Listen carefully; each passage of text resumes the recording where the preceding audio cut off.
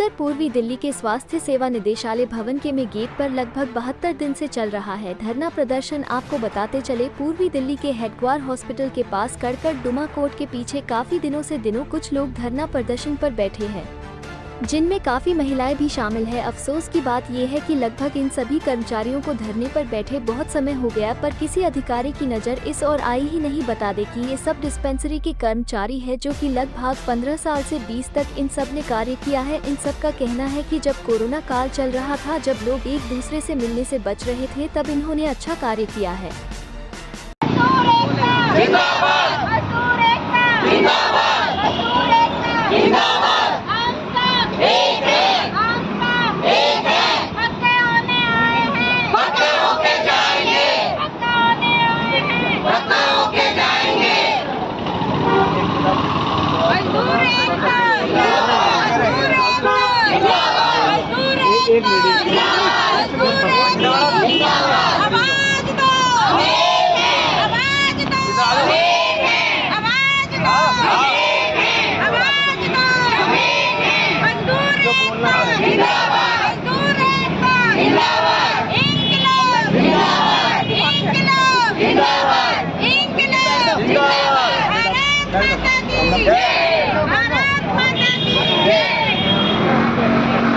थोड़ा पीछे से ये सब आने चाहिए ना। इस वक्त हम मौजूद हैं हेडक्वार्टर हॉस्पिटल के गेट नंबर और दाले के गेट पर, जहां पर काफ़ी दिन से एक धरना प्रदर्शन चल रहा है। जो कुछ अपनी मांगों को लेकर मजदूर बैठे हैं, लेकिन इनकी अभी तक कोई सुनवाई नहीं हुई। आज हम इनके पास आप बोले, आइए हम पूछते हैं इनसे कि आखिर ये धरना प्रदर्शन क्यों कर रहे हैं। लेकर बैठे हैं, किस लिए लेकर बैठे हैं? सर, ये धरना हमारा जो है आज 73 दिन हो गए चलते। हम सभी कर्मचारी 585 कर्मचारी जो है पिछले 73 दिन से यहाँ बैठे हुए हैं अपनी मांगों को लेकर। हमारी मांगे इस प्रकार है कि भाई हम लोग निर्देशालय स्वास्थ्य विभाग के अंतर्गत जो डिस्पेंसरियाँ आती हैं ना, उसके अंदर हम लोग नर्सिंग ऑर्डली और सुपर कम चौकीदार के उसमें पोस्ट है। और हमारी मांग ये है कि हम सबको नियमित करा जाए, क्योंकि हम लोग 2016 से डेली बेस चल रहे हैं। तो ये हमारी मांग है, लेकिन ना तो दिल्ली सरकार हमारी सुन रही है और ना ही एलजी सरकार सुन रही है। हमने सबको पत्राचार कर रखा है, एलजी साहब को भी और दिल्ली सरकार को भी, लेकिन ना तो दिल्ली सरकार का कोई नुमाइंदा आके हमसे बात कर रहा है, ना ही एलजी सरकार की तरफ से। तो हम सबसे यही कहना चाहेंगे कि भाई हमें आज 73 दिन हो गए हैं धरने पे बैठे बैठे, लेकिन अभी तक किसी की तरफ से कोई कार्रवाई नहीं हो रही है और ना ही हम लोगों से कोई बातचीत करी जा रही है। सर, धरने पे बैठने से पहले आपने सूचना दी थी उनको कि हम सुनना करेंगे, अगर आपने हमारी सुनवाई नहीं की? सर, हमने 15 दिन पहले दिल्ली सरकार को पत्राचार करा था, जिसमें स्वास्थ्य मंत्री साहब थे और केजरीवाल साहब थे और एलजी साहब थे। हमने सबको पत्राचार कर रखा है और सबको इस धरने की जानकारी दी थी। तो उधर से कोई आश्वासन आपको? अभी तक कोई आश्वासन नहीं आया है हमारे पास, और हम लोग अपनी मांगों को लेकर अड़े हुए हैं कि भाई जब तक हमारी मांगें पूरी नहीं होगी, चाहे हमें और भी कितने दिन बैठना पड़ जाए, लेकिन हम अपनी मांगों को लेकर अड़े रहेंगे। जो अभी तक सबसे बड़ा धरना चला है वो चला है किसानों वाला धरना।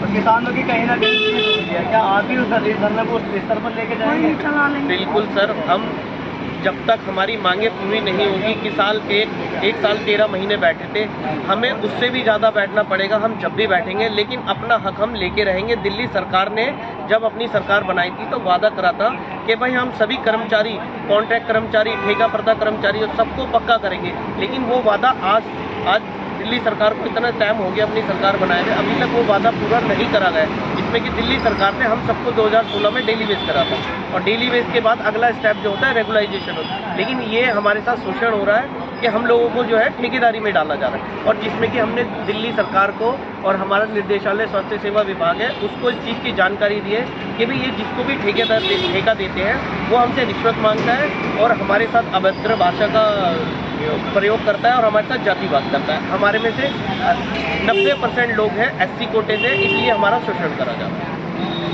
अब हमारे चैनल के माध्यम से आप सरकार से क्या बात पहुँचाना चाहेंगे?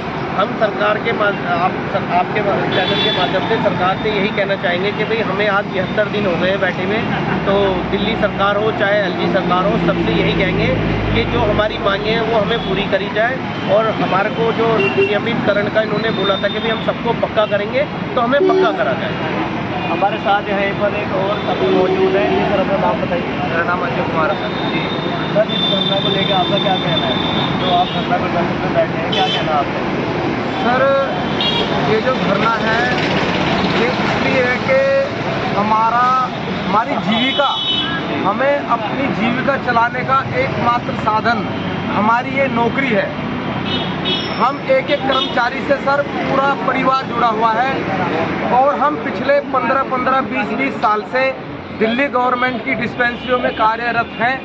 हमारी सर हर साल वर्क एंड कंडक्ट रिपोर्ट बनती है, जिसको हमारे MOIC उसको सेटिस्फाई करते हैं।